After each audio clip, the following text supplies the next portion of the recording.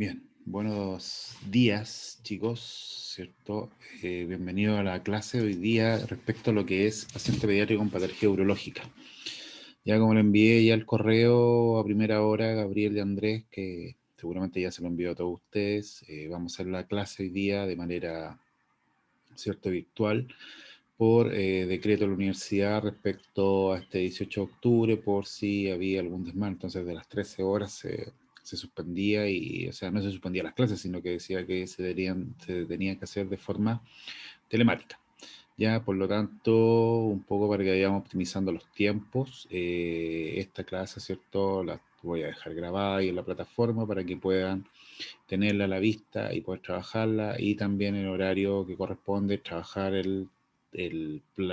¿cómo se llama? El caso clínico que les dejé ayer, ¿no es cierto? Y que está bastante incompleto y que tienen que trabajarlo. ¿Ya? Bien. Lo que vamos a conversar hoy día es respecto a paciente pediátrico con patología neurológica, ¿ya? Que es algo importante tener claro, ¿cierto? Para poder trabajarlo, para poder ver, para poder saber actuar en caso de y cuáles son las patologías más prevalentes, ya las que vamos a poder ver hoy día respecto a lo que es patología neurológica, que la más conocida y la más complicada que vamos a tener siempre respecto a pediatría, que va a ser el síndrome febril, ¿verdad? Que me va a llevar a una convulsión febril que puede ser simple o compleja. Por lo tanto, tenemos que saber muy bien cuál es el manejo y cómo poder tratarla. Si bien lo hemos conversado todo el semestre respecto a a lo que son los síndromes febriles, que es lo importante, ¿verdad?, que tenemos dentro de las patologías de los pacientes pediátricos. Ya tenemos que saber también cómo poder llevarlo, ¿cierto?, de mejor manera y cómo poder, ¿cierto?, educar a los padres, ¿verdad?, de este niño, y qué medicamento utilizar de mejor manera. Segundo, vamos a hablar un poco que se deriva un poco de lo que es la epilepsia. No hablan mucho de la epilepsia, ustedes deberían manejarla muy bien desde el punto de vista de adulto, ¿ya? Por lo tanto, hay bemoles que podríamos tener en claro, y cuáles son los cuidados y las medidas de seguridad que tenemos que tener frente a un paciente epiléptico dentro de nuestro cuidado de enfermería, porque no podemos, ¿cierto?, evitar una epilepsia, lamentablemente, pero sí podemos ayudar a que evolucione de buena manera y no pase a mayores. Y por último, vamos a ver algo bien importante que va de la mano con las convulsiones, va de la mano con los síndromes febriles sin foco, va de la mano un poco con las infecciones, que son las meningitis, y que son, en cierto, infecciones neurológicas importantísimas que nos puede provocar inclusive hasta la muerte o secuelas funcionales graves de nuestro paciente. Por lo tanto, ese es como el tenor un poco de lo que vamos a pasar hoy día. Entonces, cuando hablamos, ¿cierto?, de patología neurológica, tenemos como objetivo entonces conocer la patología neurológica aguda más frecuente, ¿verdad? Identificar y aplicar los cuidados de enfermería que hemos dicho. Entonces hablemos un poco del síndrome febril, un poco sobre la epidemiología. El 65% de los menores de 2 años consulta por fiebre. O sea, ya lo habíamos dicho que la gran mayoría de las personas, ¿cierto? O de los padres que llevan estos niños a los servicios de urgencia son prácticamente por síndrome febril, y es lo que más les llama la atención. O sea, tienen un poco de fiebre y van rápidamente al servicio de urgencia. Ojo, ya habíamos conversado que síndromes febriles que son de reciente comienzo, menor de 72 horas, inclusive menor de 12 horas, y los llevan al servicio de urgencia. Por lo tanto, no es algo clarificador. Muchas veces se da antipirético, se le da medidas generales y para la casa. ¿Y por qué motivo? Porque no tenemos un prodromo claro, ¿verdad?, de qué enfermedad podría ser. Solamente el niño tiene fiebre y podría ser un sinfín de cosas. Por lo tanto, tener bien claro que los síndromes febriles pasados las 72 horas, y ya lo habíamos conversado en clases anteriores, ya hay que poner signos de alarma y hay que ver qué sucede respecto, ¿verdad?, esta fiebre, y un poco ver el cuadro, si es que ya se clarificó, que puede ser un cuadro infeccioso, un cuadro viral, un cuadro bacteriano, ¿no es cierto? Puede ser un cuadro desde el punto de vista respiratorio, digestivo, neurológico, etcétera, etcétera, urinario, etcétera, etcétera, etcétera. Por lo tanto, tener bien claro respecto a lo que es el síndrome febril, no espantarse, no asustarse, ¿verdad?, respecto a esta sintomatología. Ya recordemos que el niño de por sí es fiebrón, por lo tanto, eso también lo tenemos que tener claro. Hay niños que van a estar con 39, 40 de fiebre, van a estar muertos de la risa, jugando por todos lados, y prácticamente, ¿por qué? Porque su cuerpo puede resistir mucho más que nosotros. ¿Cuál es el problema? Muchas veces que esta fiebre puede ser mantenida y el niño se va decayendo. obviamente van a haber cuadros febriles que el niño se va a sentir súper mal, va a estar lloroncito, irritable, con malestar general, cierto rechazo alimentario, y eso ya son signologías que nos puede decir que hay una enfermedad adyacente que nos podría provocar una mayor complicación, ¿ya? Entonces, tal como dice ahí, 65% de los menores de 2 años consulta por fiebre, de todas maneras, ¿ya? Que el 65% del 65%, el 1%, 2% se quedará hospitalizado, podría ser, el resto muchas veces se va para la casa, ¿ya? 75% de estas consultas con temperatura menor a 39 grados, o sea, estamos hablando de un cuadro febril, pero un cuadro febril, ¿verdad?, que es mantenido, que con 38 sabemos que es fiebre, muchas veces los papás también se confunden y con 37,5, 37,4 te llevan al paciente al servicio de urgencia para consultar por un síndrome febril, que realmente no es una, solamente podría ser una hipertermia o está recién comenzando, ¿verdad?, estos cuadros febriles. Por lo tanto, también se descarta una gran cantidad de estos pacientes porque lo más probable es que sea una patología viral que al cabo de 24 horas inclusive podría terminarse. Ya, tal como dice ahí, la mayoría es causa viral y autolimitada, o sea, estas síndromes febriles como llegan, se van. O sea, el chico puede estar 2 días con fiebre y después se le pasa, inclusive puede ser hasta una tarde con fiebre o una febrícula, ¿cierto? Y el cuerpo es capaz de aguantar esa febrícula, es capaz de eliminar el agente externo que nunca vamos a saber qué es lo que es y el niño quedó en muy buenas condiciones sin ninguna secuela funcional. Por lo tanto, eso también hay que tenerlo bastante claro y un poco, como les digo, aterrizar el punto de vista que no todos los síndromes febriles son peligrosos, sobre todo si estamos hablando de pacientes que son sobre los 5 años, 6 años, ¿verdad? Porque ya vamos un poco diferenciando donde el síndrome febril sin foco o la convulsión febril que te podría llegar eso sobre los 5 años ya es casi nulo. Ya, y si va aumentando la edad ya no debería tener ninguna síndrome convulsivo por fiebre. ¿Mm?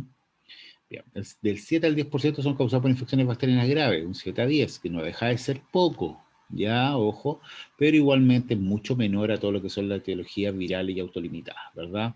Y tal como dice ahí, bacterianas graves que puede ser meningitis, osteomielitis, neumonias o sepsis, ¿verdad? Meningitis ya sabemos, infección de la meninge, que lo vamos a ver a posterior como les había dicho. Osteomielitis, que son infecciones muy recurrentes que suceden en los niños, que ya que van de la mano por la infección a nivel del hueso, muchas veces producto de una herida, producto de una celulitis mal cuidada, producto de una translocación, ¿verdad?, de bacterias o microorganismos de alguna parte de tu cuerpo hacia las regiones de hueso, ya a nivel, sobre todo a nivel de conjunción, ¿verdad? Se encuentra el líquido sinovial, se encuentra la cápsula, ¿verdad?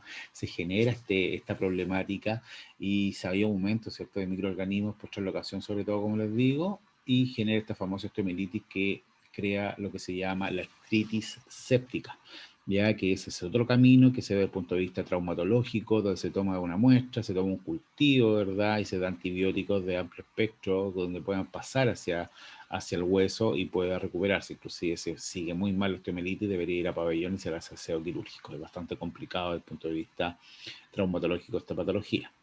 Neumonía, que lo vimos en respiratorio, ¿verdad? Que son bastante consecuentes cuando tenemos una reinfección, ¿verdad?, por alguna patología viral. Y por último, la sepsis, que también lo hemos conversado en infecciosos respecto a ya lo que es la bacteriemia, ¿cierto?, que se genera en este paciente y que puede provocar este shock séptico y la muerte de él. ¿Mm? Bien, las causas más frecuentes de síndromes febriles, siempre cuando son sin focos, ya tenemos que también tenerlo bien claro, van a ser las CITO. Ya las infecciones del tracto urinario la llevan muchas veces respecto a lo que son las infecciones lo que son los síndromes febriles. Recuerden que la ITU es una infección que es silenciosa desde el punto de vista de que yo no voy a poder observarla de buena primera, o sea, técnicamente yo no puedo corroborar, ya, por lo tanto, recordemos que los síndromes febriles sin focos tenemos que tomarle de por sí examen de orina. ¿Se acuerdan que había que tomar hemograma, PCR, hemocultivo, si es que es mantenido, un examen de orina con uro, de preferencia por sondeo vesical, ¿verdad? O por punción vesical de los neonatos, pero ¿cómo se llama? El sondeo vesical es que la lleva, ¿cierto? Segundo chorro y colector de orina, y sobre todo colector de orina, muy mal rendimiento, muy malo desde el punto de vista de que se llena, ¿verdad?, de bacterias, se contamina muy fácil y eso se provoca, ¿verdad?, falsos positivos que no nos serviría de buenas a primera, ¿ya? Por lo tanto, el examen de orina en un cuadro de síndrome febril sin foco es importantísimo. ¿Ya? Del 5 a 8% son menores de 36 meses los que sufren de estos síndromes febriles y 12-28% de recién nacidos cursan con infección bacteriana seria. Ojo con eso, miren el número, 12-28%. Los recién nacidos hoy en día, a pesar de todos los controles que se tienen respecto a lo que es el prenatal, tenemos lamentablemente muchas complicaciones, sobre todo cuando tenemos salida del canal de parto. Ya son de tipo vaginal, no son por cesárea, por lo tanto aumenta mucho el riesgo de infecciones nosocomiales respecto a este recién nacido que está saliendo por el canal de parto. Ya sobre todo si la mamá no tiene un buen control. Recordemos el estreptococo beta-hemolítico que podría tener la mamá en la región genital y también podría tener otros microorganismos. Ojo, también hay otros microorganismos que son entregados por la madre o se traspasan por la barrera placentaria que es transmitido por los alimentos. Muy conocido podría ser la meningitis de tipo bacteriana, que es dado por un microorganismo que es sumamente peligroso y que genera una alta letalidad a los niños, sobre todo en los recién nacidos, bien digo, o inclusive quedan con secuelas funcionales graves, que sería la listeria monocitógena, que esta bacteria se da principalmente por el pescado crudo, por los quesos crudos, ya por los jamones que están curados, ¿verdad? Estos famosos ahumados, donde no hay una buena cocción, la listeria monocitógena le gusta vivir ahí. Ya es muy difícil de eliminarla, de matarla, por lo tanto, el consumo de estos alimentos crudos es sumamente peligroso para el feto, no para la madre, porque como les digo, se traspasa por la barrera placentaria y el niño nace ya con un cuadro de síndrome febril sin foco, que en este caso al tomar una punción lumbar, ya para poder determinar si es una meningitis, sale positivo, ¿cierto?, en el físico-químico, y posteriormente en el látex nos sale que es un gran positivo y lo más probable es que sea una listeria monocitógenes. Entonces, esto ya lo hemos conversado, ¿verdad? Conceptos básicos respecto ¿cómo se llama?, a lo que es la fiebre, elevación de la temperatura corporal sobre los límites normales, ¿verdad? Es una respuesta adaptativa inmunológica ante injurias, ¿cierto?, hacia algún problema. Aumenta la eficiencia de los macrófagos, disminuye la replicación de microorganismos y produce los anticuerpos. Eso es súper importante. O sea, la fiebre de por sí tiene que existir. La fiebre es un proceso, ¿no es cierto?, de defensa de nuestro cuerpo, de accionar, de poder comunicarse entre ellos, de que hay una emergencia. Por lo tanto, necesitamos activar algunos sistemas para que el cuerpo se pueda defender frente a algún elemento externo, ¿ya? Por lo tanto, el tener fiebre es algo normal dentro del ser humano. El problema es, ¿cierto?, las complicaciones que se podría generar. Ya, por lo tanto, sobre todo por el punto de vista de la elevación, ¿verdad?, la temperatura mantenida, que podría generar igualmente algún daño a nivel proteico o a nivel de conexiones neurológicas en los niños más chiquititos. Cuando hablamos de alguna definición, en la hiperpirexia, que significa elevación de la temperatura corporal debido a fiebre a valores de 41 grados o más, ¿ya? Y la hipertermia, elevación de la temperatura corporal sin que se medien cambios en el set point, eso también es muy importante.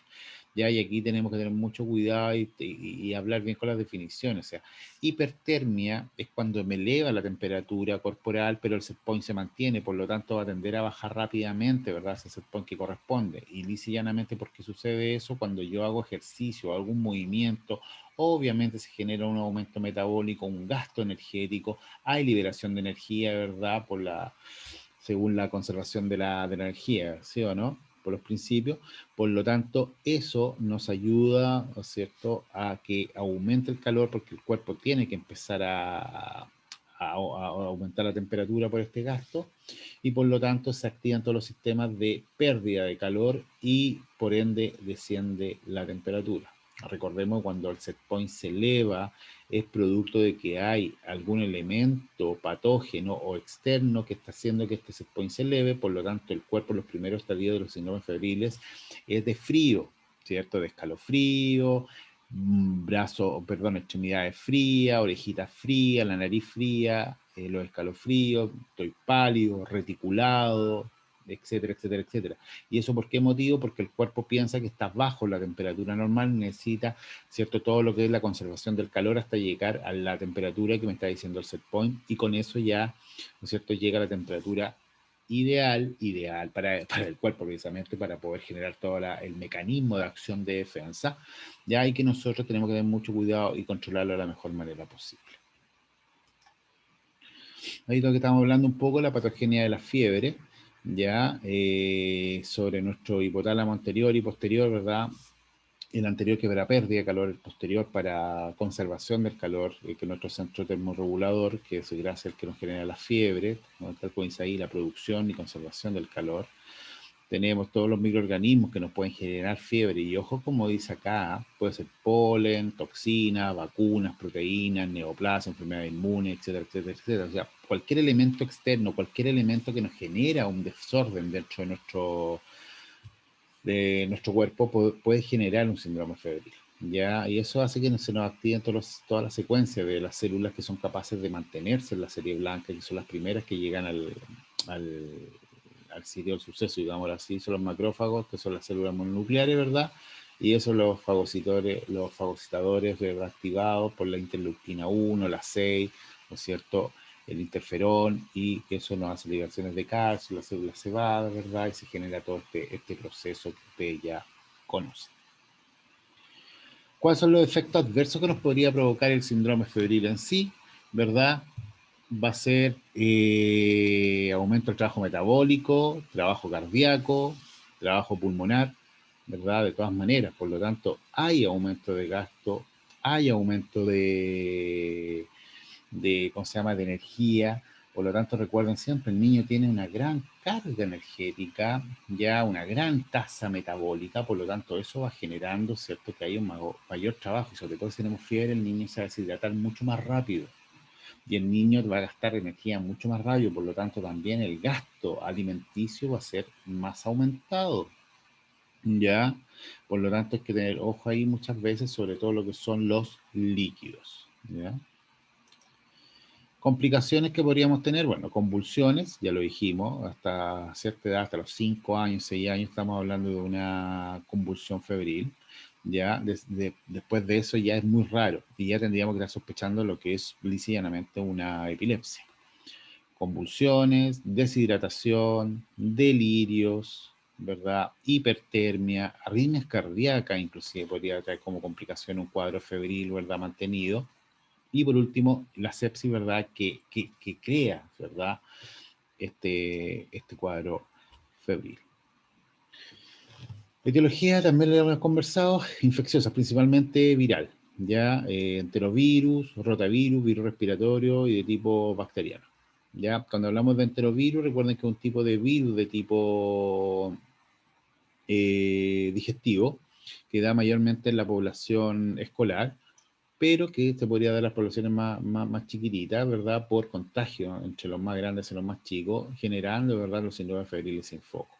Ya podría también provocar la famosa meningitis viral, pero eso se da más en la etapa escolar más que en los niños. Ya en los chicos, ¿cierto?, más que da gastroenteritis, un síndrome diarreico agudo, ¿verdad?, que se podría provocar con una fiebre bastante acentuada.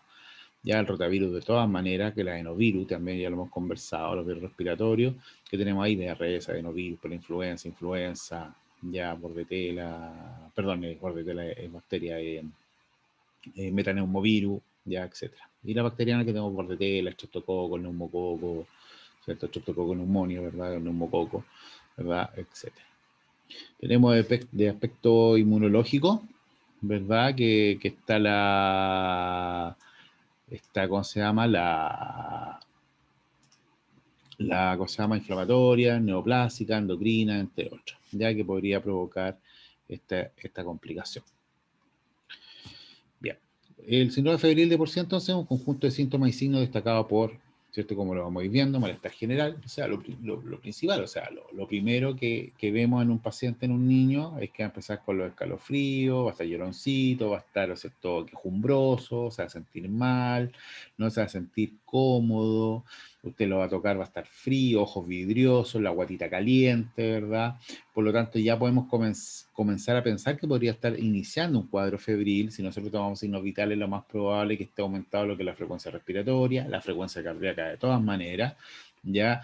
Y lo que es, ¿cierto?, la temperatura en sí, que puede ir subiendo la curva térmica, de todas maneras. Por lo tanto, ya sabemos que es un conjunto de síntomas y signos que nosotros podemos ir evaluando y podemos ir viendo qué es lo que sucede. El problema es que cuando son niños no saben, ¿no es cierto?, explicarse, no te van a decir qué es lo que tienen, tú tienes que un poco averiguar y descartar siempre que tenga un cuadro febril, de todas maneras, ¿ya?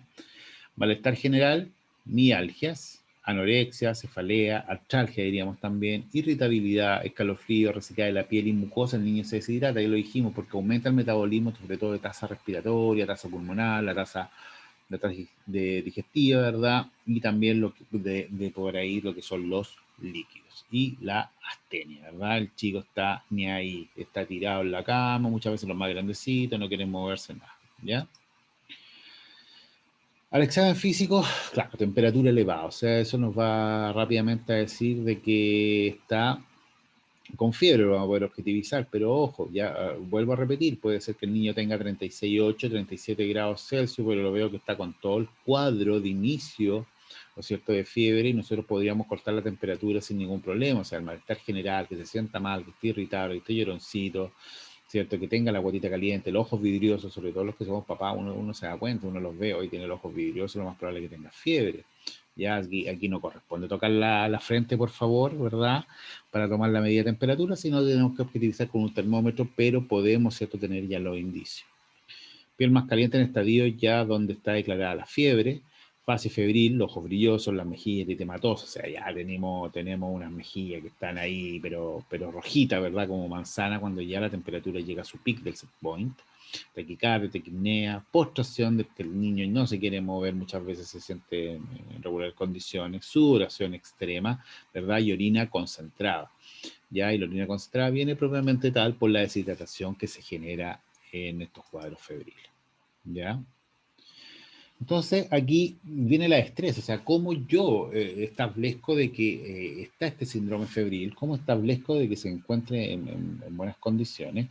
Por lo tanto, aquí yo puedo ir evaluando y tal como acá existe una herramienta, existe una tabla que no se ocupa mucho por parte de enfermería, fíjense, más que nada en los países, ¿no es cierto?, en otros países, sobre todo Estados Unidos, donde se creó, ya, pero acá en Chile, de verdad, yo nunca lo he visto, propiamente tal. Ya uno se va mucho y se sitúa por el punto de vista de la clínica del paciente, pero acá, tal como dice acá, tú puedes ver la destreza clínica que puede ser súper subjetivo, ¿ya? Por lo tanto, esta impresión yo la puedo tratar y se hizo un estudio y se hizo una tabla que se llama la tabla de escala de observación de Yale de McCarthy, con puntajes menores de 10 asocian un 2,7% de enfermedades serias. En cambio, puntajes de 10 o más se asocia un 40% a la enfermedad seria. Por lo tanto, esta escala podría validarse acá en Chile, sí, se podría validar acá en Chile, se podría trabajar, sería un bonito plan de mejora, por ejemplo, podríamos tener un servicio de pediatría y poder establecer esta famosa escala para poder determinar qué cuán grave está este paciente, ¿ya? Ahí tenemos la escala de observación para niños de 3 a 36 meses, Yale Observation Scale, ¿verdad? La calidad del llanto, la reacción al estímulo paterno, nivel de conciencia, la coloración, hidratación y respuesta social, ¿verdad? Ahí te va diciendo ¿cómo se llama? Los parámetros, los puntajes, y tú vas viendo, ¿verdad?, abajo cuál es la clasificación que tú le quieres dar, ¿verdad?, a este paciente. Aquí tenemos, ¿cierto?, el cuadro de un poco de los algoritmos a llevar con niños no tóxicos con fiebre sin foco.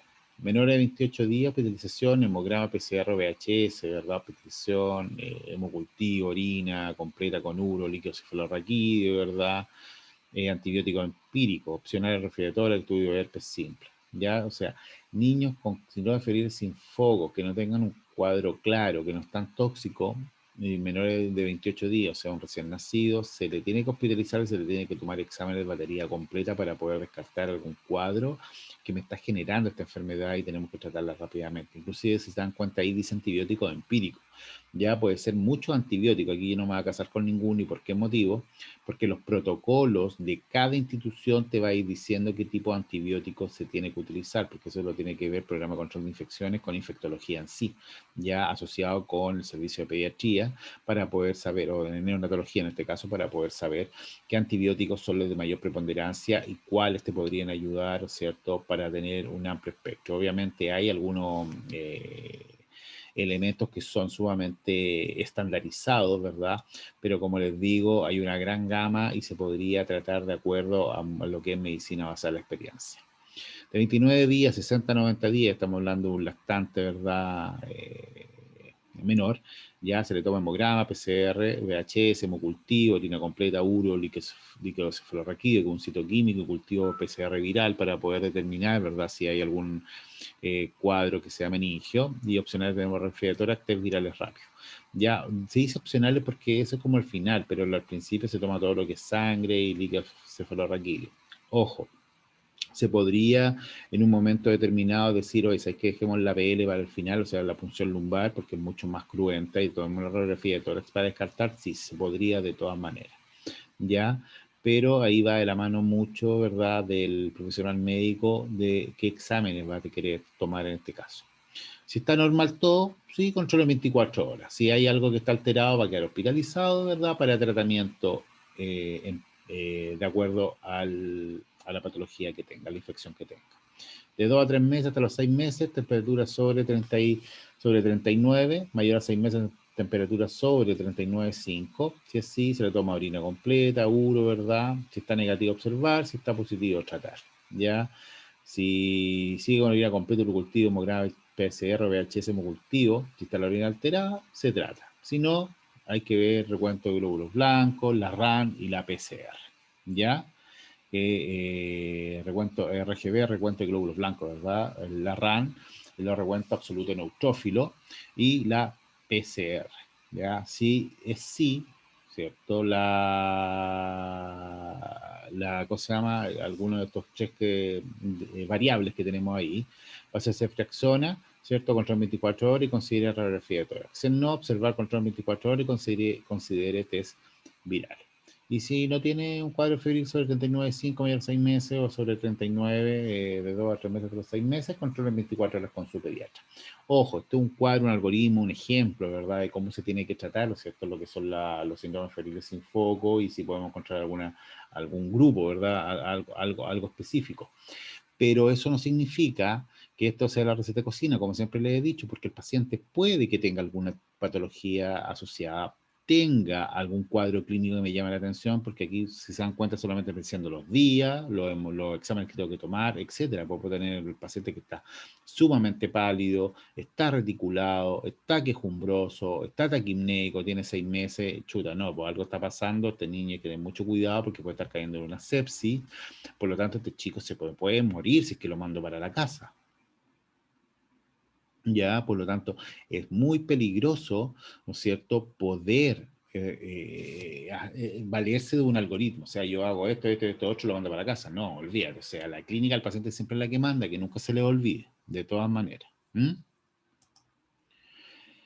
Tratamiento de los síndromes febriles, disminuir la molestia del paciente. O sea, siempre mi objetivo principal va a ser eso. O sea, si bien el diagnóstico de enfermedad sale como hipertermia, aquí estamos hablando de fiebre, probablemente tal. Aquí es cierto esto de que el diagnóstico, que la fiebre es diagnóstica médica, no, la fiebre es solamente es un cuadro. Ya, yo no sé por qué las señoras enfermeras no les encanta, le tienen miedo, ¿verdad?, a ponerle fiebre, ya un poco ya de recelo, diría yo, pero es fiebre probablemente tal, no hipertermia, y ahí ya empezamos a confundir conceptos, y ese es el problema.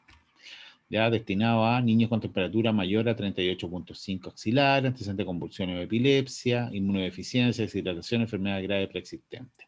Ojo, acá dice niños con temperatura mayor a 38,5 de temperatura axilar, pero no realmente. O sea, ya sabemos que si tengo un niño que está con un cuadro febril, que está hospitalizado, y yo sé que vaya a subir su curva febril, tengo que mantenerlo con antipirético horario, de todas maneras, o prepararme en caso de que ya vaya a elevarse la temperatura en tal momento.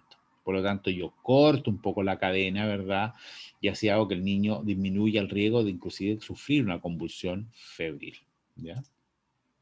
El tratamiento farmacológico, ¿con qué? Antipirético, ya lo habíamos dicho, ¿verdad? Acetaminofeno, ¿verdad?, que es el famoso paracetamol, ibuprofeno, diclofenaco sódico, tenemos naproxeno, tenemos fue el nombre, la dipirona, el metamizol sódico, ¿verdad? Para los más grandecitos, inclusive los más chiquititos, de repente se le coloca a algunos cuando son de fiebre, que son bastante robustos, ¿verdad? En supositorio, aunque se ocupan en menor medida ya los supositorios, no como era antiguamente. Pero si se dan cuenta hay una gran gama de fármacos antipiréticos que podemos utilizar. Puede ser como farmacológico, ¿verdad? Y no farmacológico siempre. Las medidas físicas, ya lo dijimos, muy importante, ya van de la mano con lo farmacológico, ya inclusive yo me puedo demorar un poquito con el fármaco y puedo aplicar las medidas físicas por mientras y después voy y aplico el fármaco antipirético, ya medidas físicas, paños con agua tibia, ¿verdad? Ya lo hemos conversado a nivel de grandes vasos, a nivel de las células temporales, a nivel aquí de carótida, a nivel de subclavia, a nivel de axilares, ¿verdad? A nivel abdominal, que hay un aumento, ¿cierto? Del área, ¿verdad? De propagación de calor, ya desabrigarlo, porque sabemos en forma empírica que los padres de por sí tienden a abrigar a los niños cuando están con escalofrío y nos miran feo porque tenemos que decirle que hay que desabrigarlo, dejarlo con una sábana, ¿verdad? Por último, para que se mantenga un poco más cómodo, ¿ya? Importante, dar líquidos, ¿cierto?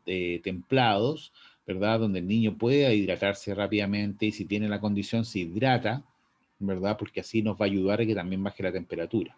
Si tengo la opción y podemos educar a los padres, bañarlo. Baño de tina con agua tibia, ¿cierto? Bañarlo hasta que baje la temperatura, ¿verdad? Y después lo saco. Me va a ayudar bastante, bastante bueno el agua en ese sentido, elimina mucho el calor y lo mantiene en forma constante. Pero yo vuelvo a repetir, agua tibia, por favor, no agua fría.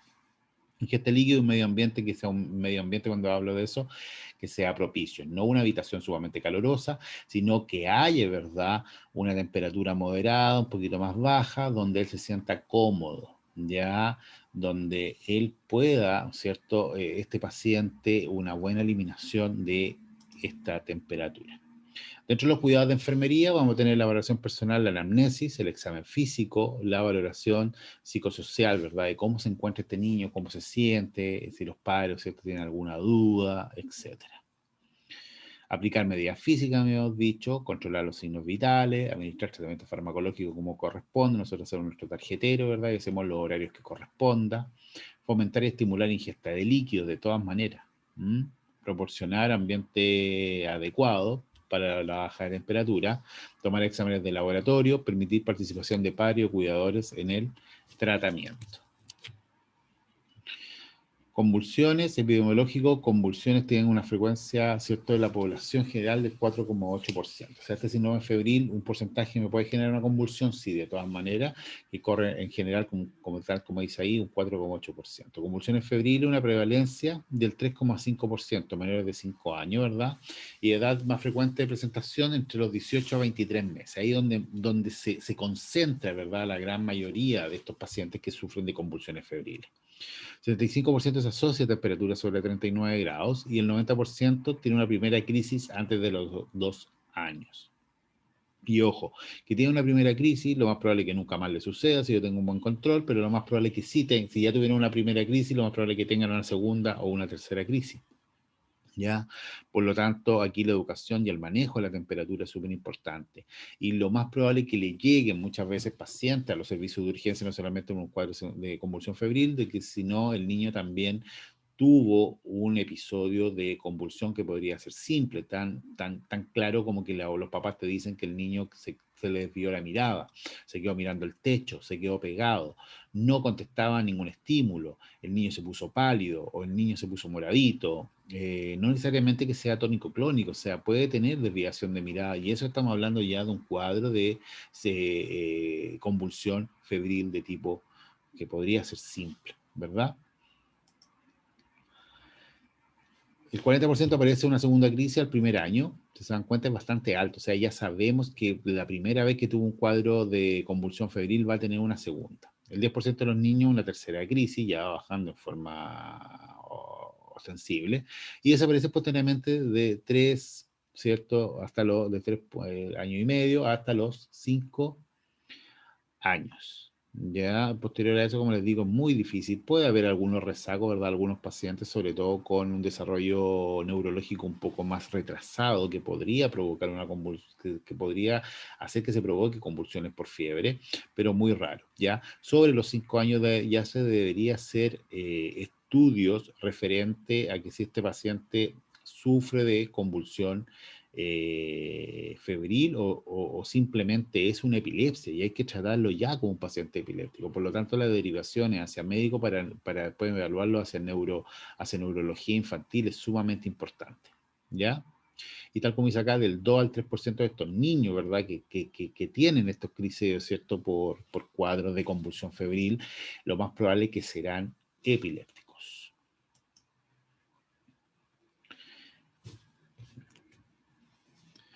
Vamos a hacer un pequeño receso, vamos a parar unos 10 minutitos, chicos, y de ahí vamos a continuar con lo que es la convulsión, ¿ya?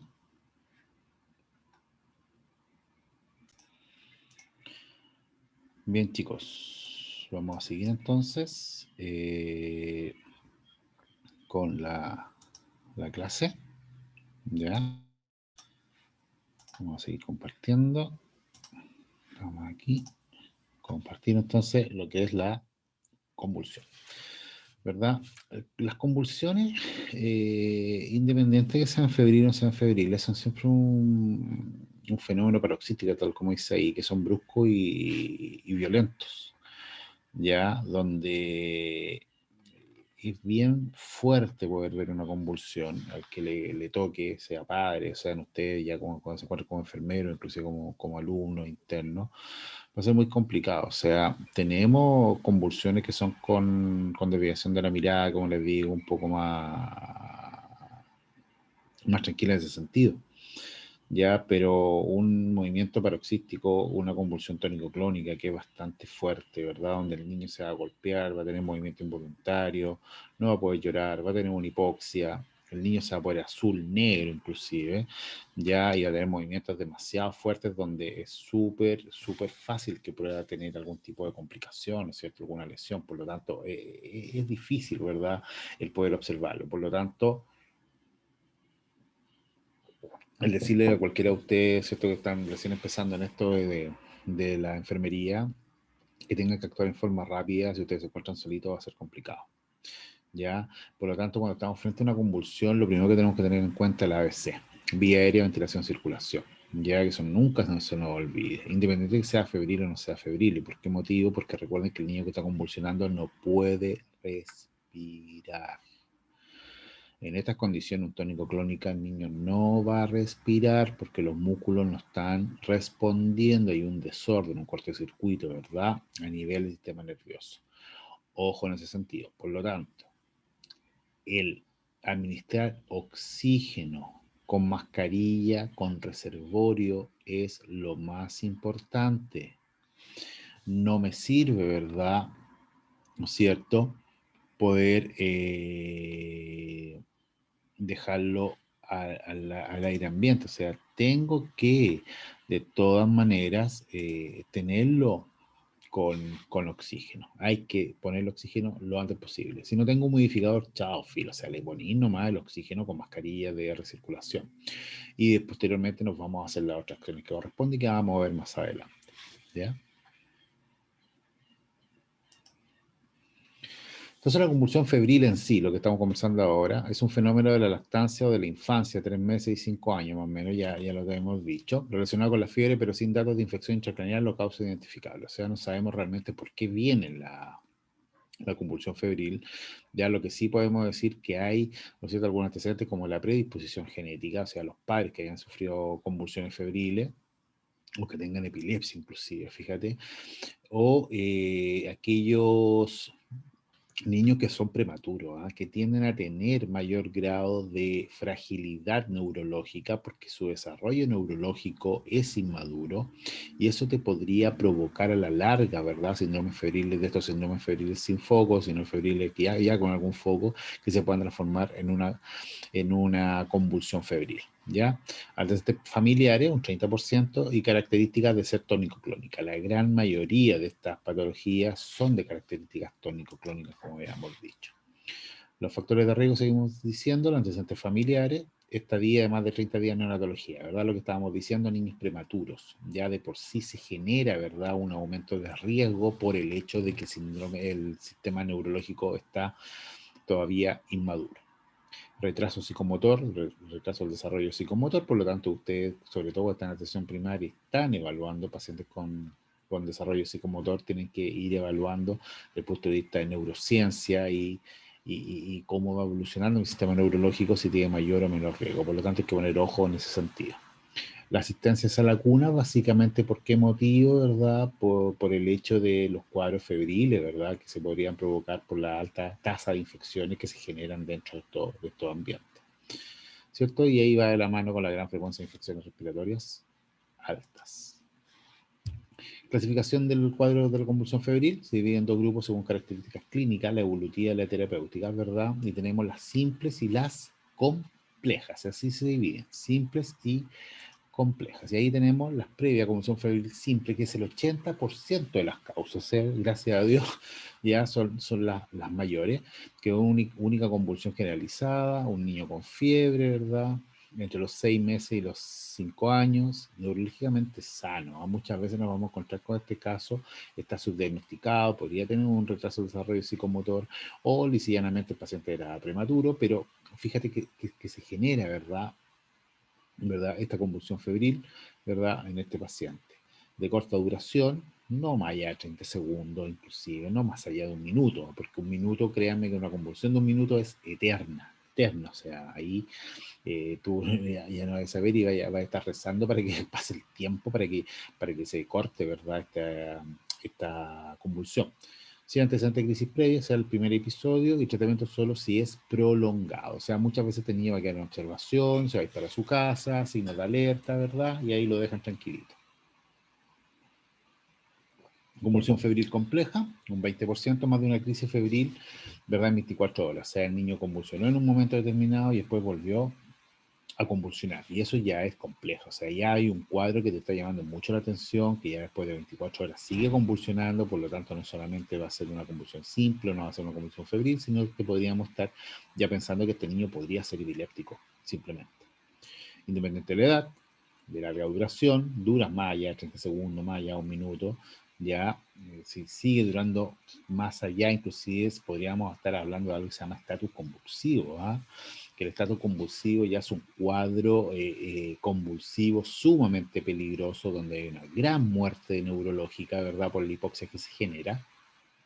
Por lo tanto, el niño inclusive van a parar a la UCI, a estar con estatus convulsivo y terminan intubados con sedaciones, porque es la única manera de que dejen de convulsionar. Y así todo, si tú le tomas un electroencefalograma, el niño está convulsionando. Ya lo que pasa es que tú lo tienes paralizado, no se está movilizando, ¿cierto?, la musculatura. Pero el cerebro sigue, ¿verdad?, lamentablemente, con un daño irreversible, generando estas convulsiones que lamentablemente, como les digo, provoca la muerte neurológica, ¿ya? Estudio y tratamiento, o sea, todas las convulsiones febriles complejas es estudio y tratamiento, ¿ya? Tratamiento antiepiléptico, educación para la casa, estar, ¿cierto?, con tratamiento, perdón, con controles con neurólogo infantil, hasta que sea dado de alta, porque el neurólogo infantil inclusive ni siquiera es dado de alta, porque voy a pasar neurólogo adulto, ¿verdad?, porque un paciente epiléptico probablemente tal. Y se le hace estudio de todo, ¿verdad? Pero sobre todo el examen que es gold standard para poder determinarse una epilepsia, que sería el electroencefalograma. ¿Mm?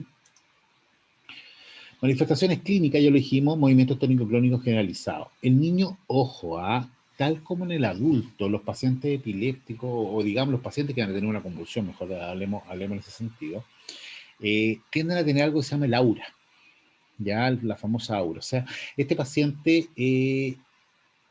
como que le va a venir algo, los papás como que intuyen algo, el niño también puede intuir algo, es un niño que está más callado, queda silencioso, no está tan quejumbroso, se queda como medio pegadito al principio y posteriormente empiezan los movimientos, ¿verdad? Y empieza, ¿cierto?, a dejar de respirar.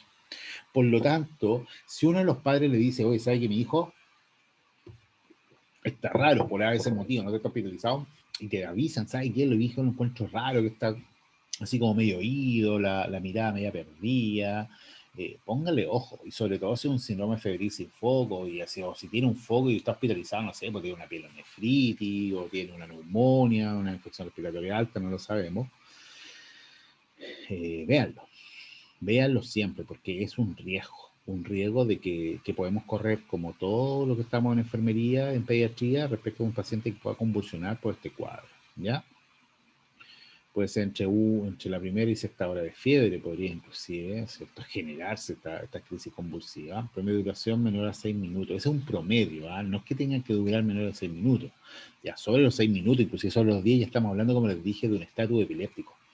Ya una convulsión podría durar mucho más, pero 5 minutos, 4 minutos, créanme que es una eternidad, y nosotros tenemos que un poco yoagular esa convulsión. Eso es lo que nosotros hacemos realmente. O sea, una convulsión febril que sea compleja, que dure más allá, ¿verdad?, del minuto, tenemos que tratarla lo antes posible.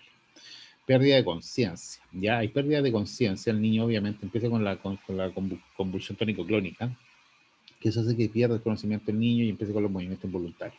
Ojo, hay convulsiones que son mixtas, que se llaman. O sea, el niño va a estar llorando y con convulsiones, y va a estar con convulsiones tónico-clónicas, y más encima el niño moviéndose y gimoteando. Por lo tanto, no hay una pérdida completa de la conciencia, y eso lo hace más cruento todavía, porque el niño llora más este movimiento involuntario, haciendo que esto se complique más la cosa, y sobre todo si están los padres, porque se arma una bataola, ¿verdad?, y un griterío que ni te lo explico. Ya, y es normal, porque ver a tu hijo en esas condiciones, y tú como profesor muchas veces te vas a encontrar en esa situación, chuta, ¿qué es lo que hago primero? Ya, pero ya recordamos, el ABC, oxígeno, de inmediato, ya, pucha, estos pacientes deberían estar con vía venosa, o sea, pacientes con cuadros febriles, sin foco o con algún foco, y tú sabes que está dentro de riesgo de tener una convulsión febril, chuta, ponle una vía venosa, o sea, aunque la tengáis sellada, pónesela. ¿Y por qué motivo? Porque en caso de emergencia, pucha, que te haya acordado de esa vía venosa, porque tengas que administrar, ¿verdad?, el anticonvulsivante. Hay pérdida de control de esfínter de todas maneras, ¿ya? Y mirada fija e hipotonía. Ahí tenemos una fase tónica, una fase clónica, ¿verdad?, de una convulsión febril o una convulsión completa, ¿verdad? Complicaciones y gran peligro es que duren más de 20 minutos. Ya, como decía, más de 20 minutos. Uno ya podría estar hablando del estado epiléptico o estatus epiléptico, el cual puede dejar secuelas neurológicas definitivas. Pacientes quedan con daños irreversibles. Y ojo, van a haber niños que van a convulsionar muchas veces, va a ser muy fácil de que convulsionen, sobre todo aquellos niños que tienen ya un problema neurológico de base desde nacimiento, una asfixia perinatal, una asfixia neonatal, o una asfixia ya de lactante, o un niño que viene con malformación a nivel neurológico. Se genera, ¿verdad?, este cuadro epiléptico, se genera este cuadro convulsivo, y estos chicos van a convulsionar a cada momento y toman anticonvulsivantes, ¿cierto?, en grandes dosis, ¿no es cierto?, por el resto de su vida, para poder un poco regular lo que son las convulsiones, pero este niño te va a convulsionar, ¿ya? Por lo tanto, está dentro de las complicaciones de nuestro paquete de proceso de atención de enfermería, estos pacientes que están con un cuadro, ¿verdad?, neurológico severo, que va a estar con un cuadro convulsivo. Diagnóstico diferencial que podríamos tener respecto a lo que son las convulsiones, bueno, la meningitis, de todas maneras. Inflamación en las meninges, infección a nivel meninge, a nivel cerebral, es un indicador de que sí nos puede generar de todas maneras una convulsión, porque recuerden que está inflamado este sistema nervioso central, generando esta convulsión en el paciente. Encefalitis, ¿verdad?, que no es la inflamación solamente de las meninges, sino la inflamación del encéfalo en sí.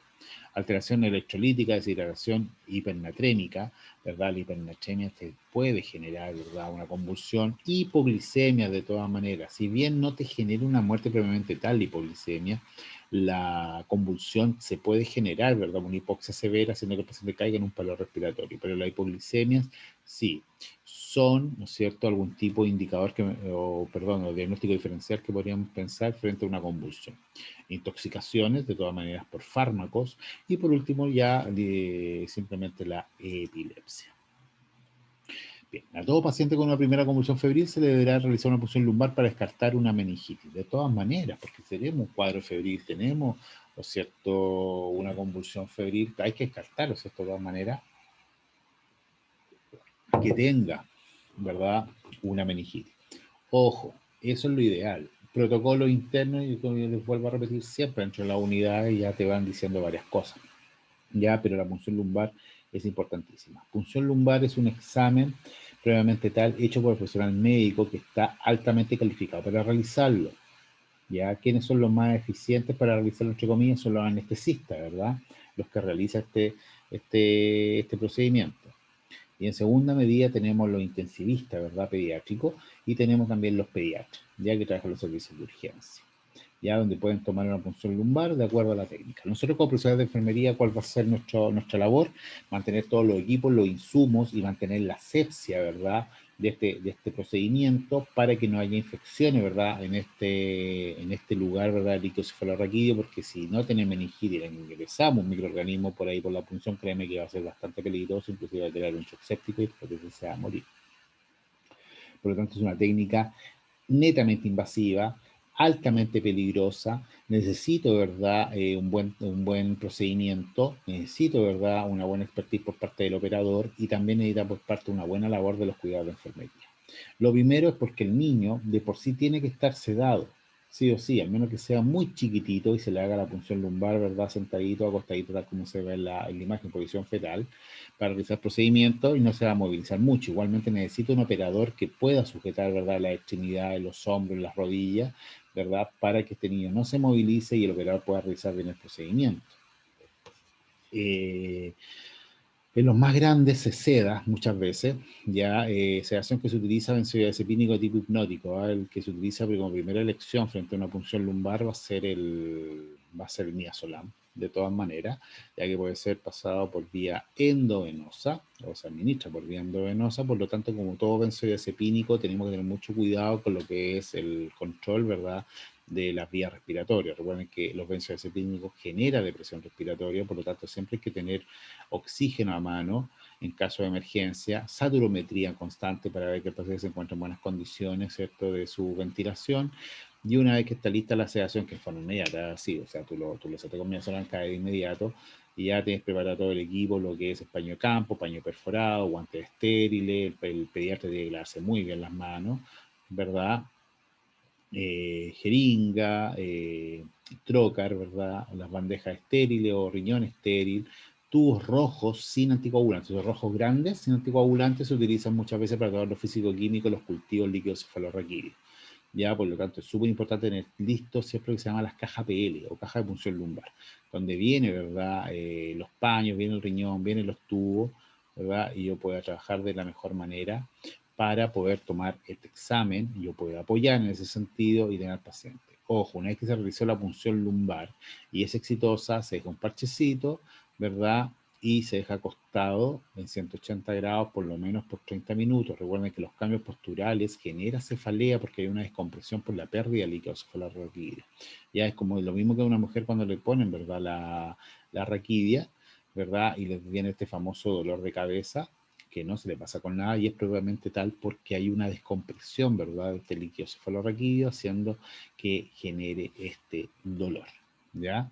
Ojo, antisépticos que se utilizan para aseptizar la piel, valga la redundancia, cuando vaya a generar la punción lumbar, clorhexidina de preferencia, ¿verdad?, coloreada para que el médico sepa cuál es el área que se está generando la antisepsia, espera que se seque y generar la punción correspondiente, ¿ya? Tratamiento de las convulsiones febriles simples, ya, el tratamiento de la fiebre y sus causas en forma ambulatoria, administración oportuna, ¿verdad? Básicamente los tratamientos de las convulsiones, de por sí cuando son simples, o tengo un cuadro de convulsión frente a una emergencia, estoy hospitalizado, tengo un niño que está con una infección X, ¿verdad?, está con fiebre y convulsión, activa el sistema de emergencia, usted rápidamente, ABC, a vía aérea, colocamos la mascarilla con recirculación, ¿verdad?, la conectamos rápidamente vía venosa y el tratamiento de primera elección muchas veces va a ser, ¿o cierto?, lorazepam, ¿ya? El lorazepam es el tratamiento de primera elección respecto al tratamiento farmacológico para poder cortar esta convulsión. ¿Y por qué motivo? Porque el diazepam es muy difícil de poder dosificarlos. Ese es el problema, porque las dosis son complejas, de verdad, en ese sentido, y tiende a precipitar con suero fisiológico, ya o con agua biestilada. Es bien complicado el diazepam, ya por eso se utiliza más en adultos, que se pasa la ampolla completa. En los niños, si tú tratas de diluirlo, se va a precipitar, se vuelve lechoso. Por lo tanto, se utiliza el lorazepam de todas maneras. La presentación de la lorazepam son 4 miligramos, 2 ml, y la dosis, ¿cierto?, la dosis para el niño es de 0,1 miligramos por kilogramo de peso. ¿Ya? ¿Cuál es el problema del lorazepam? Que se debe mantenerse refrigerado, es sumamente oleoso, por lo tanto, al romperlo y usted trate de sacarlo, va a ser muy complicado con una aguja muy chica, porque por lo oleoso que está, más lo helado, se va a hacer demasiado compuesto, demasiado, cierto, ligoso. Por lo tanto, que le recomiendo sacar siempre el lorazepam con aguja 19, mucho más rápido, ¿verdad? Y después yo hago las diluciones correspondientes con suero fisiológico, ¿ya? Y se administra en forma directa. Como segunda opción, si no tengo lorazepam, midazolam, que es bastante bueno, podría ser por vía endovenosa, inclusive por vía endonasal. Vía endovenosa 0,1 a 0,2 miligramos por kilogramo de peso, 0,1 como lo más específico, y podría 0,3 miligramos por kilogramo de peso por vía endonasal. Ya se podría utilizar, pero como segunda o tercera opción, el endonasal, no es algo así que sea algo tan que se utiliza cada rato. ¿Ya? Y posteriormente, tal como dice ahí, tenemos ciertos anticonvulsivantes fenobarbital, fenitoína, ¿verdad? Ciertos fármacos que ya son del espectro anticonvulsivante que tenemos que cargar, como se llama, al paciente para poder mantenerlo a raya. Bien, cuidado de enfermería en caso de convulsión, mantener la calma. O sea, es lo primero. Uno lo dice siempre, mantener la calma como si fuera tan fácil, pero no es tan así. Acostar con suavidad en el suelo al niño o en la misma cama y despejar el área cercana. O sea, tratar de que no se vaya a golpear. Tirar la cabeza del niño hacia un lado, no mover, no sujetar, ya, porque si yo muevo, yo hago que se ponga duro, esto golpetea y le va a generar algún daño. ¿Ya? No introducir nada dentro de la boca y no abrirla a la fuerza, por favor, eso es súper importante, está dentro del ideario, ¿cierto?, fantástico de las personas que no son de la salud. Trata de meterle una gasa, un pañuelo, un lápiz, lo que venga, ¿verdad? Hasta una canula mayo, si es que tengo intrahospitalario, porque así no se muerde la lengua. No, olvídalo. O sea, cuando estás con una convulsión tónico-clónica, sobre todo la fuerza de la musculatura, sobre todo de la boca, que recuerden que el músculo de la boca es bastante fuerte, sobre todo a nivel de massétero, ¿verdad? Todo lo que son la colección de músculos masticadores. Se genera una gran fuerza y este músculo se pone espáctico, que se llama, muy duro. Por lo tanto, trata de abrir algo para meterla acá. Le puedes quebrar, ¿cierto?, fractura de piezas dentales o a ti te corta un dedo. Así de simple. Ya, por lo tanto, no perdamos tiempo en tratar de meterle algo en la boca, sino oxigenemos y pasemos el medicamento para que se corte la convulsión. ¿Ya? Aflojar la ropa de cintura hacia arriba, ¿verdad? De que haya una buena circulación de aire, esa es la idea. Evaluación por médico tratante, ¿verdad? O por residente, de todas maneras. Tener en consideración que es normal que los niños se duerman. Es normal. O sea, es como, no se puede dormir el niño, por favor, que no se duerma, no, tampoco. Eso es ya como también del ideario. ¿Ah? El niño después de una convulsión se va a dormir, porque va a estar estresado, porque va a estar cansado, porque la tasa metabólica de gasto fue súper alta, porque el chico tuvo una convulsión, y eso se llama cuadro post-ictal. Post-ictal, donde, ¿verdad? Este chico va a quedar, ¿no es cierto?, ahí como durmiendo. Ojo, no hay que cortar el oxígeno, hay que mantenerlo, hay que estar observando, hay que estar monitorizando, hay que estar viendo de que se encuentre en buenas condiciones para a poquito, cuando vaya ya despertando, empezar a retirar cosas para hasta que quede sin nada, ¿ya? Pero en los cuadros poictales tenemos que estar ahí observando al paciente, porque inclusive se podría hasta ahogar con su propia saliva. Recuerden que la lengua se está moviendo a gran velocidad, generando espuma en la boca. Y esa espuma en la boca se va hacia la vía aérea y hace que el niño se pueda atragantar. Por lo tanto, la aspiración con sonda Yankauer es súper importante para poder, ¿o cierto? O una Fraser inclusive podría ser, para poder ir sacando el exceso de secreción. ¿Ya? Controlar el tiempo de duración de la convulsión y sus características, porque hay que hablar con el residente. Ustedes son los enfermeros, ustedes son los dueños de casa, ustedes hablan con el residente y le explican la situación, qué es lo que sucedió, con lujo y detalle, ¿verdad? Y cuál va a ser el mejor procedimiento para este niño para seguir adelante. ¿Ya? Valoración, bueno, la anamnesis, la edad, la fiebre, características de la convulsión, tiempo de duración, antecedentes previos de la convulsión, antecedentes familiares, antecedentes de accidente, un TEC, claro, un TEC te puede generar convulsión, sí, de todas maneras. Inclusive hay accidentes, ¿verdad?, que le generan convulsión y es que este paciente epiléptico por un cuadro traumático, ¿ah? Así que ya ojo en ese sentido. Ingesta de fármacos bioquímicos y enfermedades previas. O sea, toda esa valoración tengo que yo ver respecto si este chico tiene alta prevalencia, ¿verdad?, de generarse una convulsión o una incidencia, mejor dicho. Examen físico, siempre valorar el estado de conciencia, controlar los signos vitales, administrar fármacos según indicación médica, antipirético, anticonvulsivante. Ya los anticonvulsivantes siempre, como le digo, son dosis de carga. Ya la primera dosis, que es lo que se llama carga, la anticonvulsivante, que es fenitoína, fenobarbital, que son ácido valproico, que son como los más conocidos, ya, y se administran de tal manera de que yo pueda, o cierto, dejar este niño cargado y no me convulsione, ¿verdad? Porque crea un enlentecimiento en la red neurológica, ¿verdad?, de captación de electrolitos, haciendo que esto se vuelva más lento. Ojo en este sentido, porque lo más probable es que sea la primera dosis de carga y después ya dosis de mantención, que se denomina, que son dosis mucho más pequeñas y se van administrando. Ojo, y son endovenosas, la fenitoína como el fenobarbital, tengan mucho cuidado en administrarlo en forma rápida, porque te puede provocar extrasístoles ventriculares, ¿ya? Por lo tanto, tengan mucho ojo en ese sentido. ¿Estamos? Podría generar inclusive fibrilaciones ventriculares. Así que tengan cuidado, ¿cierto?, con los anticonvulsivantes, por lo menos diluirlo en 100 y pasarlo, ¿cierto?, lentito, que voy a pasar inclusive hasta en 30 minutos, tranquilamente, ¿verdad?, porque lo tenemos con dosis estamos haciendo la dosis de carga, ¿ya? Otro problema que se nos podría situar con los anticonvulsivantes es que el niño una vez que se vaya de alta puede que llegue nuevamente a servicio de urgencia con convulsiones después de un tiempo. ¿Por qué motivo? Porque no va a control con neurología y esto hace que el gramaje, ¿verdad?, del anticonvulsivante que quedó este paciente le queda corto porque con el crecimiento y porque es por kilogramo de peso, el niño va a convulsionar. Por lo tanto, la toma de exámenes donde va inclusive los valores, ¿verdad?, o los niveles plasmáticos de anticonvulsivantes es súper importante, ¿ya? Inclusive si ya estoy con dosis de carga, tengo que tener o irse por último con una toma de niveles de niveles plasmáticos de anticonvulsivantes para saber en qué cuadro se va, en qué contexto, ¿ya? Tomar y existir en exámenes según evaluación, educación a padres y o cuidadores, ¿ya?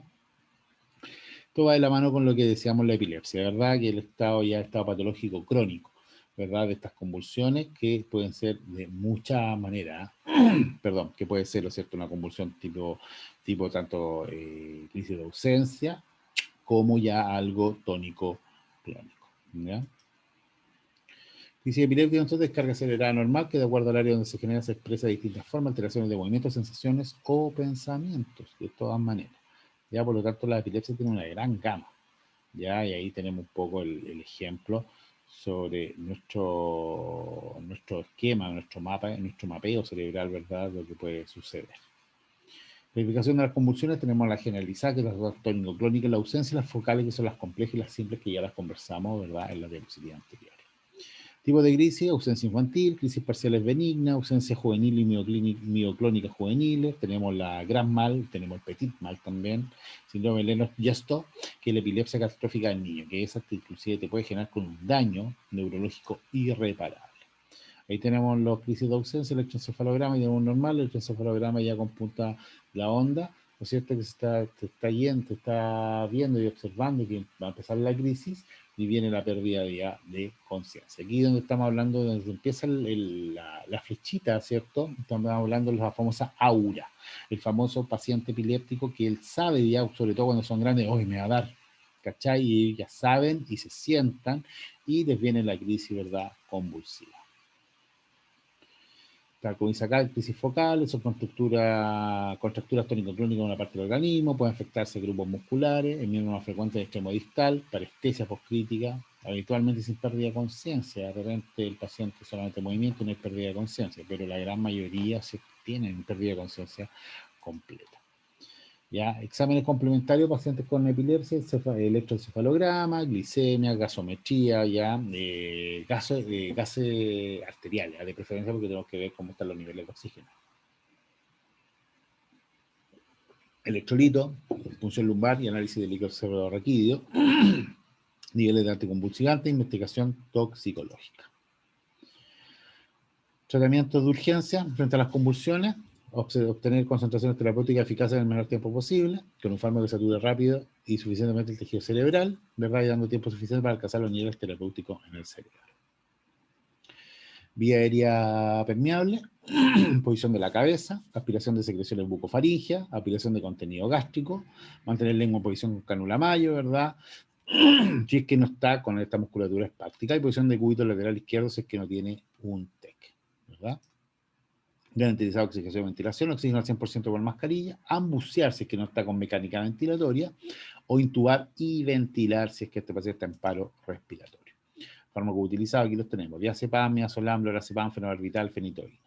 Ya en primera elección, lorazepam, midazolam, después vendría fenobarbital, fenitoína y diazepam en pediatría, lo último que se va a ocupar, al menos que tengamos diazepam por vía rectal. Hace muchos años, de repente que hubo quiebre de stock, volvió a aparecer, ya estos muchas veces se compran por receta retenida en la Liga Chilena de la Epilepsia, perdón, por lo tanto este diazepam es un pomo que viene listo, se coloca igual que un supositorio, ¿verdad? O un flitenema, se aprieta por vía rectal y eso se absorbe, no se sabe cuánto se absorbe por vía rectal, si ese es el problema, y el niño deja de convulsionar, ¿ya? Y diazepam se podría utilizar por vía rectal en ampollas, sí, también se podría utilizar, ¿cierto?, en forma de emergencia, pero como les digo, lo mejor, lo más controlado va a ser siempre endovenoso y va a ser el lorazepam.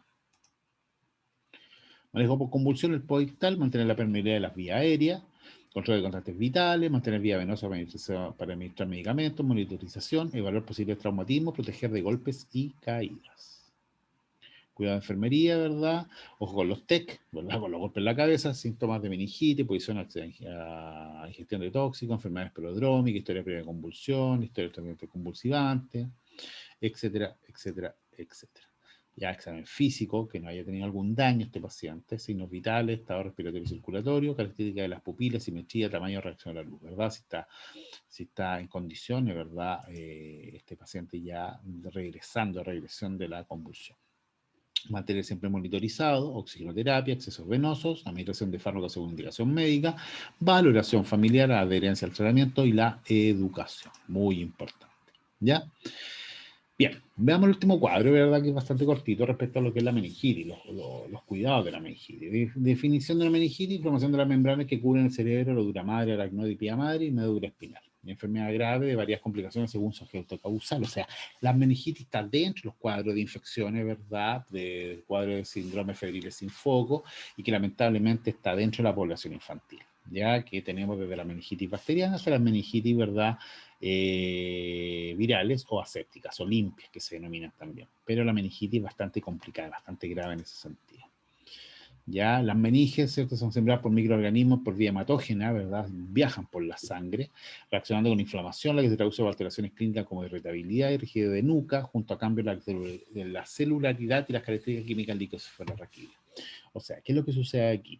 Hay una ingesta de algún tipo de microorganismo, de preferencia por vía respiratoria, es como lo más conocido, podría ser por vía digestiva también, pero la vía respiratoria es como lo más llevadero, inclusive podría ser por vía ótica, una otitis mal cuidada me podría llevar hacia una meningitis, una sinusitis mal cuidada, cuando pasamos respiratorio pasa a ser meningitis, ¿ya? Pero entonces todos estos cuadros microorganismos que están a nivel respiratorio te podrían provocar una meningitis, probablemente tal si es que yo no lo trato de buena manera. ¿Ya? Entonces, ojo en ese sentido. Lo principal acá, fiebre, malestar general, rigidez de nuca. Ya el famoso Glutzinski positivo, donde yo trato de juntar la cabeza, ¿cierto? Y tiene rigidez de nuca y no se puede. Inclusive, ¿cierto? Se levantan las piernas porque está así como tieso este paciente y eso es típico. ¿Ya? Ahí tenemos, ¿cierto? La meningitis, una imagen como se encuentra inflamado, infectado, o sea, iquiocefalorraquídeo, la meninge por sí, si yo tomo la muestra, ¿no es cierto?, de una PL, ¿cómo debería ser la punción lumbar normal?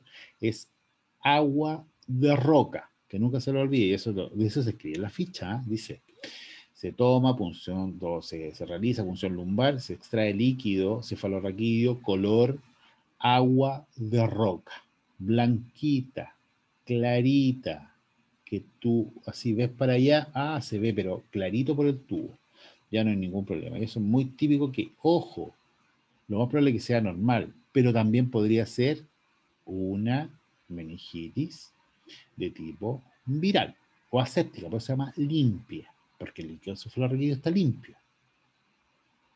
Pero frente al análisis físico-químico me podría salir, o en el látex me podría salir, ¿verdad? Que tiene algún tipo de microorganismo de tipo viral. ¿Ya? Podría ser. O visiblemente con la clínica tiene un Brunzinski, ¿verdad? Positivo, por lo tanto el paciente sí tiene una meningitis tipo viral y que inclusive ese paciente se podría ir para la casa eventualmente, ¿eh? No un paciente que va a quedar hospitalizado, ya depende de la edad. Como les dije, las meningitis virales se dan más que nada los niños por enterovirus, los escolares. Pero cuando tenemos una punción lumbar, retiramos la punción lumbar y sale color, mira lo que le voy a decir, ¿eh? Pisco sour, ¿ah? Otra terminología que se ocupamos en las fichas clínicas, como se escribe.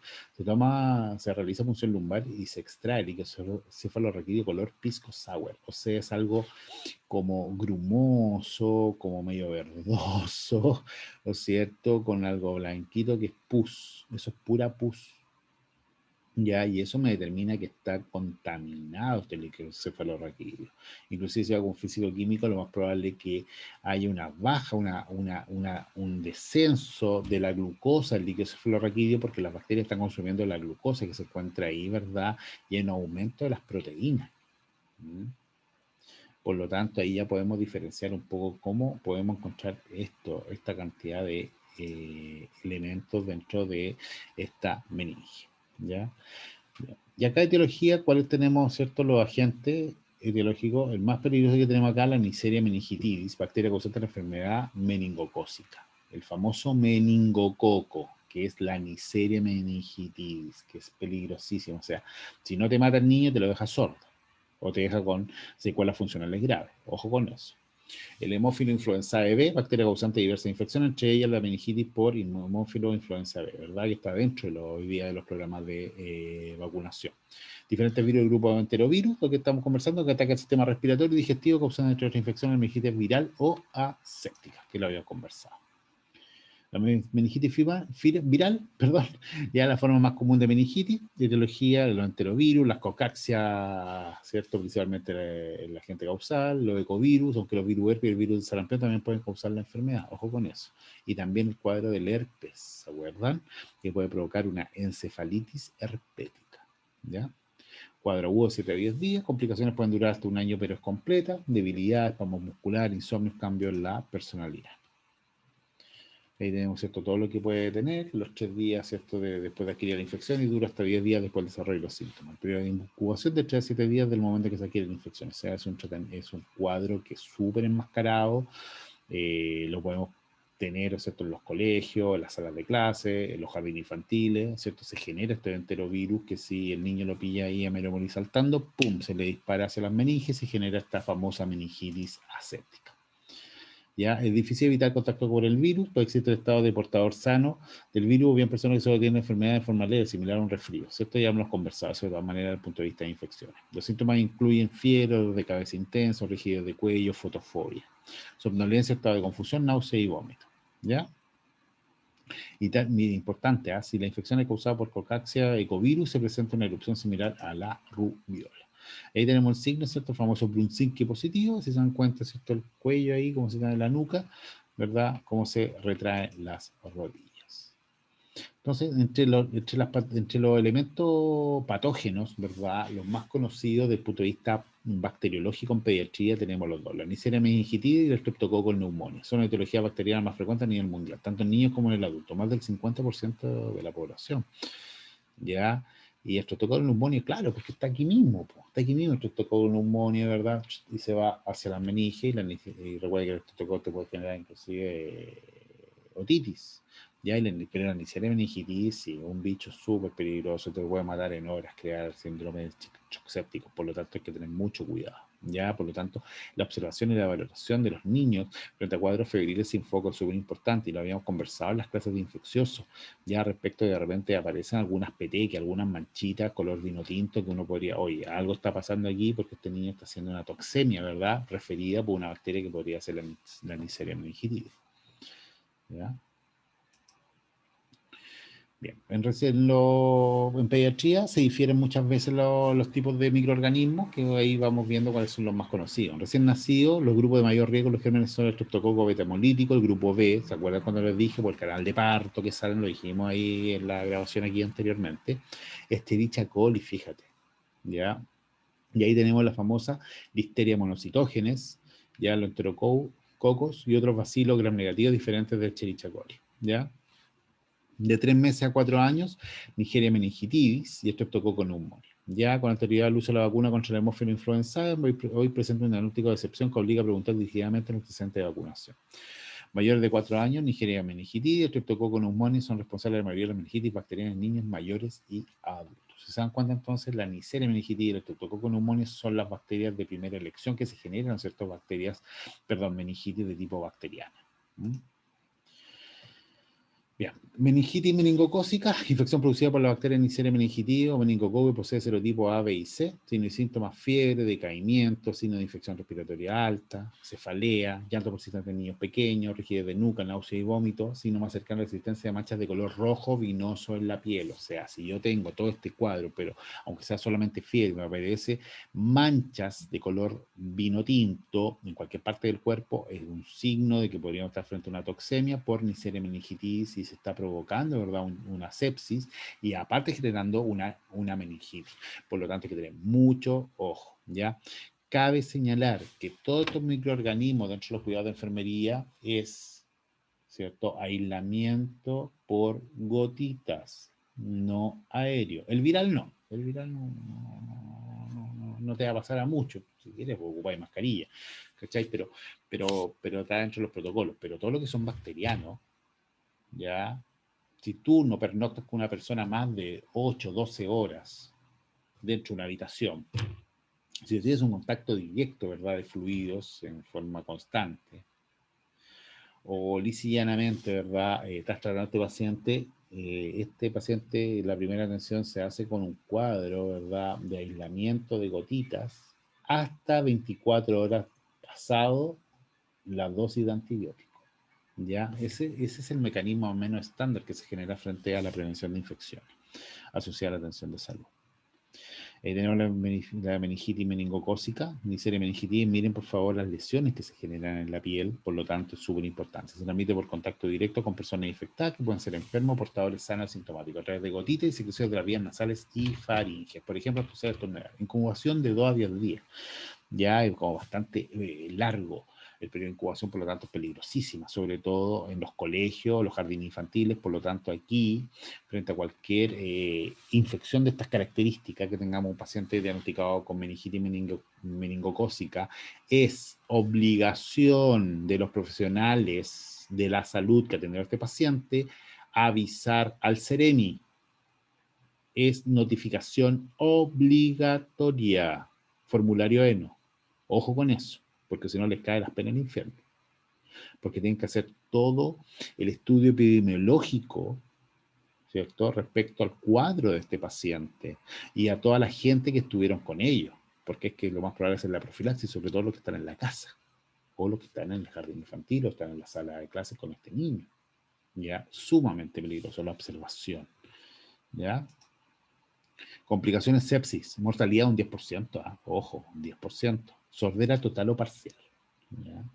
Debido al peligro de contagio y la posibilidad de brote de epidemia, el personal de salud debe desarrollar rápidamente las acciones necesarias para detener la cadena de transmisión, nuestra identificación y tratamiento de los contactos. Por eso le estoy diciendo que es notificación obligatoria. Formulario ENO, se comunican con el MinSal, se comunican con el CRM y el CRM, y es cierto, toma el caso y tiene que hacer todo el reporte epidemiológico para poder proteger a la población.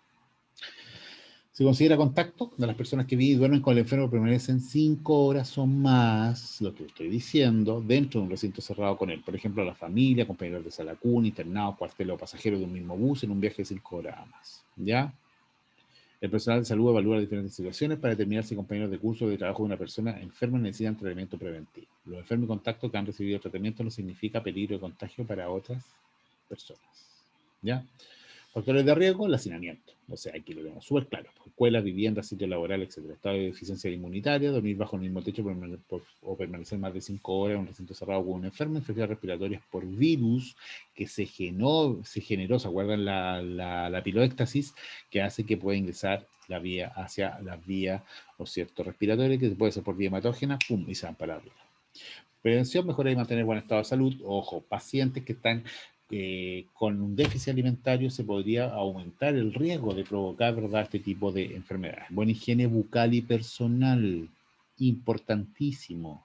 La Neisseria meningitis vive en la boca, si es que tú, ¿no es cierto?, no tienes un buen aseo bucal, no es que viva contigo siempre, pero se transmite, ¿por cierto?, por la vía bucal. Lavado de manos, pulirse la boca y la nariz al toser, estornudar, evitar compartir chupetes, juguetes, mamadera u otro objeto de contacto con la saliva. Ventilar diario habitación y ropa de cama, evitar cambio de temperatura, evitar los hacinamientos. Diagnóstico de la punción lumbar. Ya dijimos cómo se hacía la punción lumbar, ¿verdad? Y ahí se va viendo, ¿verdad? Cómo yo voy observando. ¿Ya? Toma hemocultivo, tomo líquido cefalorraquídeo, toma hemocultivo, porque puede tener, ¿cierto?, un cuadro de shock séptico respecto a esta Neisseria meningitis, por lo tanto tengo que tomar un hemocultivo, tengo que saber si se encuentra por el torrente sanguíneo viajando a este descriteriado, ¿ya? Hemograma meningitis bacteriana aguda usualmente mostrará leucocitosis o progresión de forma inmadura de manera absoluta y relativa. ¿Y por qué de forma inmadura? Porque es tan grande la infección que el cuerpo empieza a secretar. ¿Se acuerdan cuando lo conversamos? Y empiezan a aparecer los famosos juveniles.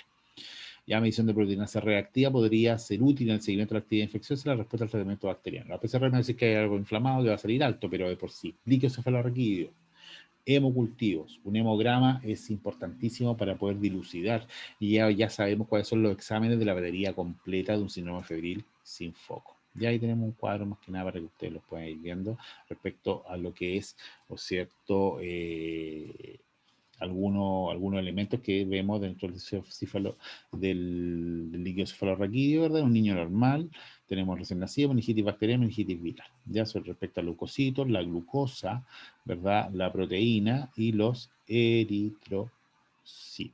¿Ya? Tratamiento, existe vacuna específica para el meningococo C y una vacuna combinada por serotipos grupo A y C. Ambas están recomendadas como medida de control en caso de brote epidémico, ¿verdad? Tratamiento antibiótico sobre etiología de la meningitis, tratamiento sintomático, represión abundante ingesta de líquidos, inmunosupresores e inmunoglobulinas. Cuidado de enfermería, valoración, análisis y examen físico, factores de riesgo, de todas maneras. Medio de aislamiento, dije, de gotitas. ¿Ya? ¿Podría ser de contacto? Sí, podría ser de contacto eventualmente si es que tú sabes que va a haber alguna propagación, ¿verdad? De elementos que van a estar pululando ahí, que puedan caer en tu cuerpo, te colocas de todas maneras. O sea, no sé, pues vaya a hacer aspiración de secreciones, yo me pongo delantal, pechera de todas maneras, porque lo más probable es que me salpique algún tipo de saliva o de algún fluido a mi cuerpo. Por lo tanto, yo protejo mi uniforme. No habría problema en ese sentido. Más vale más que menos, que no se lo olvide. Control de signos vitales, instalar accesos venosos según indicación, administración de tratamientos farmacológicos según indicación médica, proporcionar medidas físicas y ambientales, educar al personal de enfermería y padres cuidadores, identificar los contactos, ya va desde el punto de vista del CEREM y el punto de vista, cierto, epidemiológico, coordinar con red ministerial la notificación obligatoria y pesquisa oportuna de personas de riesgo. ¿Ya? Entonces, eso sería, chicos, la clase de hoy día respecto a lo que era neurología. Ya véanla, estudienla, ya ahí la próxima semana, la próxima semana tenemos semana de consolidación, laboratorios sí hay, ya, que no se les olvide. Y ya retomamos después de la semana de consolidación, vamos a retomar lo que son las clases nuevamente presenciales, ¿ya? Entonces, que tengan un bonito día, cuídense, ya, y estamos al habla.